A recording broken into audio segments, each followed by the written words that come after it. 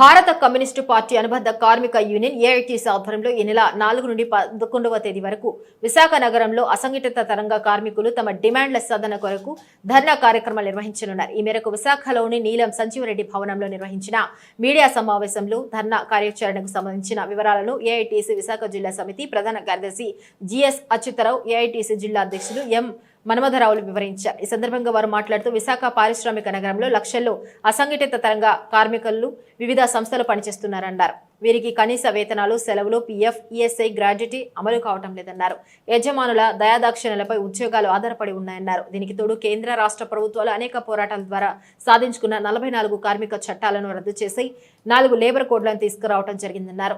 అవి కార్మికులకు వ్యతిరేకంగా, యజమానులకు అనుకూలంగా ఉన్నాయని ఆరోపించారు. వీటిలో ప్రధానంగా కార్మికులు తమ డిమాండ్ల సాధన కోసం సమ్మె చేసే హక్కు, కార్మిక సంఘాలు పెట్టుకునే హక్కు హరించే విధంగా ఈ లేబర్ కోడ్స్ ఉన్నాయని నేతలు మండిపడ్డారు. పోరాటాలను పోలీసులతో అణిచివేసే కార్మికుల గొంతు నొక్కాలని చూస్తున్నారని ఆరోపించారు.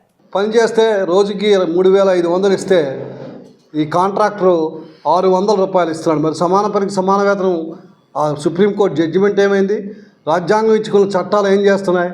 కాబట్టి ఇటువంటి పరిస్థితుల్లో, గత్యంతరం లేని పరిస్థితుల్లో అసంఘటిత రంగ కార్మికులను రక్షించడం కోసం ఏఐటీసీ రేపు 3వ తారీఖు నుండి 11వ తారీఖు వరకు వారం రోజుల పాటు జీవీఎంసీ గాంధీ విగ్రహం దగ్గర ధర్నా కార్యక్రమాలు నిర్వహించి, దౌర్భాగ్యం ఏంటంటే అటు కేంద్ర ప్రభుత్వం చెప్పిన బడ్జెట్లో కానీ, నిన్న రాష్ట్ర ప్రభుత్వం చెప్పిన బడ్జెట్లో కానీ అసంఘటిత కార్మికుల గురించి ఎక్కడ ఏం మాట్లాడలేదు. కేంద్ర ప్రభుత్వం ఏదో గిగ్ వర్కర్స్ అంటారు, వాళ్ళు ఏమి యునైటెడ్గా లేరు. గిగ్ వర్కర్స్ పీఎఫ్ ఇస్తామని చెప్తున్నారు. వారికి యజమాని ఎవడో తెలీదు. గిగ్ వర్కర్స్ అంటే మీ అందరికీ తెలుసు, మనం ఆర్డర్ ఇస్తే హోటల్ నుండి లేకపోతే షాపుల నుండి తెస్తారు. వారికి యజమాని ఎవడో, వాడికి జీపీఎఫ్ ఇస్తానంటున్నాడు. ఇవన్నీ కల్లబొల్లి మాటలు. అసంఘటిత రంగంలో అనేక మంది ఉన్నారు. భవన నిర్మాణ కార్మికుల బోర్డు ఉంది. ఆ బోర్డుని జగన్మోహన్ రావు గారు అందులో డబ్బులని కోట్లాది రూపాయలు తినేశాడు. ఇవాళకి చంద్రబాబు నాయుడు గారు వచ్చి అది రివ్యూ చేయట్లేదు. ఉన్న అసంఘటిత రంగ సంస్థలకు ఆటో రంగం కానీ, బిల్డింగ్ వర్కర్స్ కానీ, లేదా స్ట్రీట్ వెండర్స్ కానీ, వీళ్ళందరికీ సంక్షేమ బోర్డును ఏర్పాటు చేయమని 2 దశాబ్దాలుగా పోరాటం చేస్తున్నారు దేశవ్యాప్తంగా. దాని మీద ఏమీ స్పందన లేదు. కానీ గిగ్ వర్కర్స్కి వారు ఎక్కడ యజమాని లేని వర్కర్స్కి పీఎఫ్ ఇస్తాను, పెన్షన్ ఇస్తానని చెప్పి కల్లబొల్లి మాటలు చెప్తున్నారు.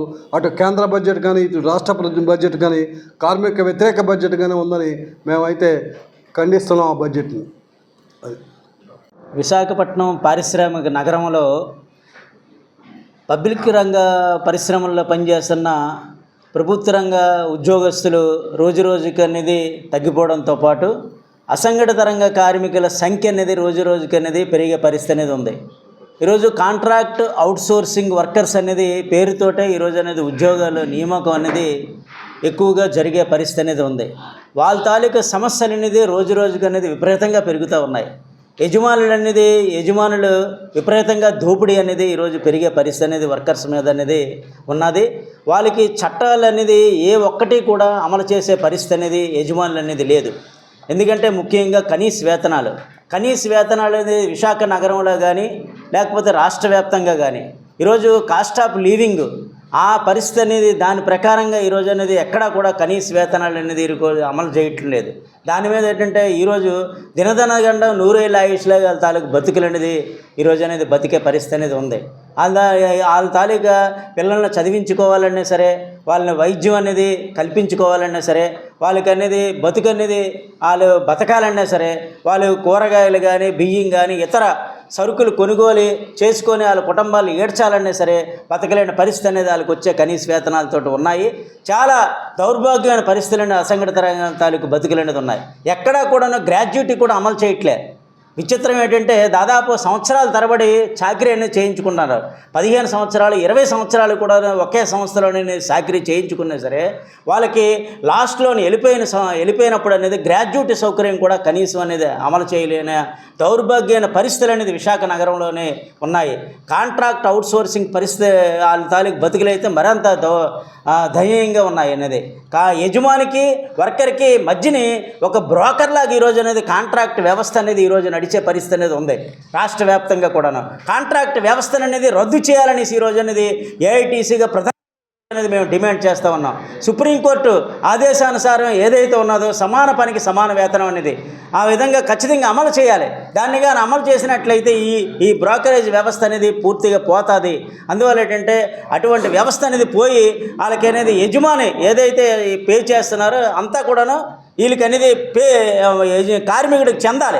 అందువల్ల ఏంటంటే అటువంటి చట్టప్రకారమైన హక్కులు అనేది పిఎఫ్ కానీ ఈఎస్ఐ కానీ అలాగే గ్రాడ్యుటీ కానీ సెలవులు కూడాను దాదాపు సిక్ లీవ్ కానీ ఎర్నవ్ లీవ్ కానీ క్యాజువల్ లీవ్ కానీ వారాంతర సెలవులు కానీ ఇవన్నీ కూడాను వర్కర్కి చెందవలసిన ప్రతి ఒక్క హక్కు కూడా కార్మిక చట్టాలన్నీ కూడా అమలు చేయవలసిన బాధ్యత కార్మిక చట్ట ప్రకారం కూడా అమలు చేయాలి.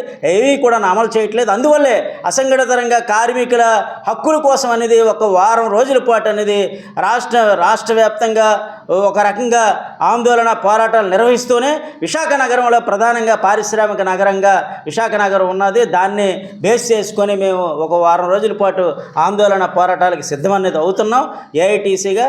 దాన్ని 11వ తారీఖున మహాధర్నాతోటి దాన్ని ఫినిష్ చేయాలని ఆ విధంగా ఒక వారం రోజుల పాటు ఏఐటీసీకి మేము పోరాట కార్యక్రమం తీసుకున్నాం. ఈ సందర్భంగా మీ ద్వారా తెలియజేస్తా ఉన్నాం.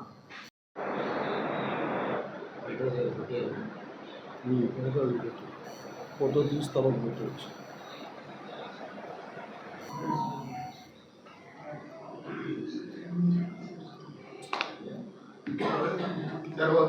ఓకేనా? అధికారంలోకి వచ్చినాక అదేవిధంగా ఈ విభజన ఆంధ్రప్రదేశ్ ఏర్పడినాక స్థానిక రాష్ట్ర ప్రభుత్వాలు కానీ కేంద్ర ప్రభుత్వాలు కానీ ఒక పక్క పబ్లిక్ రంగ సంస్థల్ని కాంట్రాక్టర్లకి కార్పొరేటర్లకి ప్రైవేటీకరణకి చేస్తున్నాయి. అందులో బతికే అసంఘటిత రంగ కార్మికులకి నిజ వేతనం ఇవ్వట్లేదు. అత్యున్నతమైన సుప్రీంకోర్టు సమాన పనికి సమాన వేతనం అని చెప్తుంది. ఈ ఎమ్మెల్యేలు ఎంపీలు 3 ఏళ్ల పెన్షన్లు తీసుకుంటున్నారు, వారికి ఎలవెన్సులు తీసుకుంటున్నారు తప్ప చట్టసభల్లో చట్టం చేసిన చట్టాన్ని అమలు చేయట్లేదు. ఈ రాష్ట్రం ఎంత దౌర్భాగ్యం అంటే 73 విభాగాలు ఉన్నటువంటి అసంఘటిత రంగ కార్మిక సంఘాల ఏవైతే ఉన్నాయో ఆ 73కి 2006లో మినిమం వేజ్ బోర్డు దిగవంత ముఖ్యమంత్రి రాజశేఖర రెడ్డి వేశాడు. ఆయన తర్వాత ఈ రాష్ట్రంలో మినిమం వేజ్ బోర్డు లేదు. 2014 విడిపోయినాక మొదటగా ముఖ్యమంత్రిగా చంద్రబాబు నాయుడు ప్రమాణ స్వీకారం చేశారు. ఆయన వేయలేదు బోర్డుని. తర్వాత జగన్మోహన్ రెడ్డి గారు 2019లో వచ్చాడు, ఆయన ఈ బోర్డు నియమించలేదు. మళ్ళీ 24లో చంద్రబాబు నాయుడు గారు కూటమి ప్రభుత్వం అధికారంలోకి వచ్చిన 3 నెలల్లోనే ఈ నగరానికి కార్మిక మంత్రి గారు విచ్చేశారు. ఆయనకు మేము మెమరాండం ఇచ్చాం, అయ్యా 2006 తర్వాత మినిమం వేజ్ బోర్డు వేయలేదంటే వెంటనే వేస్తానని చెప్పి మీనమేషాలు లెక్కటి ఇప్పుడు 9 నెలలైంది, వీరికి బోర్డు వేయలేదు. ఇప్పుడు బోర్డు వేయకపోక మొత్తం కార్మిక వర్గాన్ని అసంఘటిత కార్మిక వర్గాన్ని ప్రైవేటు యాజమాన్యాలు కాంట్రాక్టర్లు దోచుకు తింటాయి. చట్టం ఏం చెప్తుందంటే బేసిక్ పే మీద 12% ఉద్యోగి దగ్గర రికవరీ చేస్తే పిఎఫ్ 12% ఆ కాంట్రాక్టర్ అయినా కట్టాలి, ఆ ప్రైవేట్ యజమాని అయినా కట్టాలి. ఈ విశాఖ జిల్లాలో అది ఎక్కడా జరగట్లే. 12+12 రెండు కార్మికుడి దగ్గరే. ఎందుకంటే ఇప్పుడు పిఎఫ్ ప్రాపర్గా కట్టకపోతే లైసెన్సులు రద్దు చేస్తారు. కాబట్టి ఆ లైసెన్సుల కోసం కార్మికుడి దగ్గర 12%, 24% కార్మికుడి దగ్గర రికవరీ చేసి జమ చేస్తున్నారు పిఎఫ్. కొందరైతే అసలు పిఎఫ్ ఈఎస్ఐ సౌకర్యాలు లేవు. ఇటువంటి దౌర్భాగ్య పరిస్థితి రాష్ట్రంలో ఉంది. ఒక పక్క చెప్తున్నారు పబ్లిక్ రంగ సంస్థలు కాదు, ఇక భవిష్యత్తు అంతా ఓపెన్ మార్కెట్ ప్రపంచం అంతా, ఈ ప్రపంచంలో ప్రైవేటీకరణ సరంజం అని చెప్తున్నారు. పోనీ ఆ ప్రైవేటీకరణలోనైనా చట్టాలు అమలు జరుపుతున్నారంటే ఎక్కడా దేశంలో చట్టం అమలు జరపట్లేదు. ఈ రాష్ట్రంలో మరీ దౌర్భాగ్యంగా ఉంది. కాబట్టే రేపు 4వ తారీఖు నుండి 8వ తారీఖు వరకు జీవీఎంసీ గాంధీ విగ్రహం దగ్గర ఏఐటీసీ అనుబంధమైన సంఘాలన్నిటికీ రోజువారీ ధర్నా కార్యక్రమం నిర్వహిస్తున్నాం. 11వ తారీఖున అక్కడే మంగళవారం నాడు మహాధర్నా ఒక 500 మందితో అన్ని సంఘాలు కలిపి నిర్వహిస్తున్నాం. దీనికి ప్రధాన కారణం ఏంటంటే ఈ రాష్ట్రంలో మినిమం వేజ్ బోర్డు వేయట్లేదు. అది ఒక్కటే కాదు మిత్రులారా, 2006 తర్వాత మినిమం వేజ్ బోర్డు వేయలేదు తప్ప 2006 తర్వాత కేంద్ర ప్రభుత్వ ఉద్యోగులు 2 సార్లు పే కమిషన్ తీసుకున్నారు. రేపు 26 జనవరి నుండి ఇంకో పే కమిషన్కి వెళ్ళబోతున్నారు.